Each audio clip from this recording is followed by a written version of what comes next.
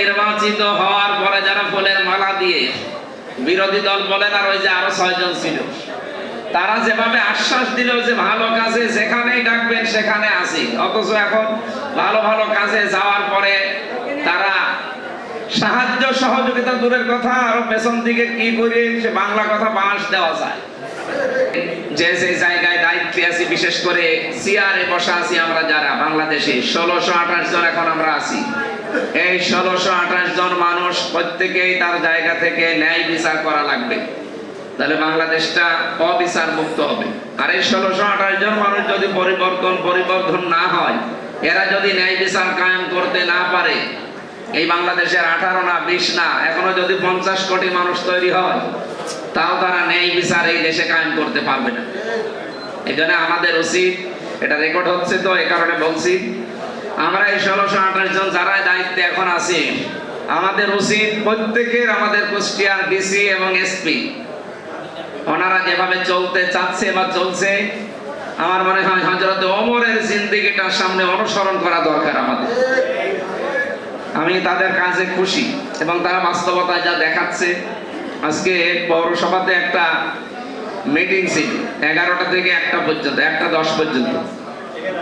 ওখানে প্রবেশ করার পরে সবচাইতে বড় বিষয় যেটা, বৈষম্য চলছে আমাদের কুষ্টিয়ার পৌরসভার ভেতরে, কমপক্ষে 12টা আজকে নোট করেছি। তার ভেতরে অন্যতম বৈশিষ্ট্য হচ্ছে আমি থাকবো একেবারে 20 তলায় আর একেবারে মানুষ থাকবে গাছতলায়, না এইটা না। সম্পদ যেগুলো আসে সরকারি এবং জনগণের যে সম্পদগুলো, এগুলো যেন সুষ্ঠুভাবে বন্টন হয় সেই নিয়মটা পালন করা। আমরা ওখানে যে চেয়ারে বসলাম, এক একটা চেয়ারের দাম কমপক্ষে আমার তো মনে হয় 50,000 টাকা হবে। কুষ্টিয়ার অডিটোরিয়ামের ভেতরে পৌরসভা, ওখানে কমপক্ষে চেয়ার আছে কত, 70-80টা হবে। আপনি হিসাব করে বলেন তো। ডিসি সাহেব বারবার বলছিলেন যে এই যে আপনারা 12টা বৈষম্য দূর করবেন, 12টা বিষয় সামনে আজকে আলোচনা করবেন, তার ভেতরে এটা তো আগে দূর করা দরকার। এত দামি চেয়ার এখানে না দিয়ে, 50,000 টাকার চেয়ার না দিয়ে 2,000 টাকার চেয়ার দিলেও তো বসা যায়, বসা যায় না? এখানে তো সারাদিন সারা রাত আমরা বসি না, সর্বোচ্চ 1-1.5 ঘন্টা 2 ঘন্টা। তো এই জায়গায় যে যারা ছিল এর আগে দায়িত্বে, তারা এই যে বৈষম্যটা তৈরি করে গেছে, এই জায়গায় তারা অবিচার করেছে। আমরা এই অবিচারগুলো রোধ করতে চাই। আগামীতে যারাই দায়িত্ব পেয়েছে, শুধু জামাত ইসলামের এই 3 জন না, বিএনপির আর একজন আছে, আমাদের এই 4 জন মিলে আমরা অন্তত কুষ্টিয়াকে সাজাতে চাই যে কোনো জায়গায় যেন অবিচার না থাকে, সব জায়গায় যেন ন্যায় বিচার কায়েম।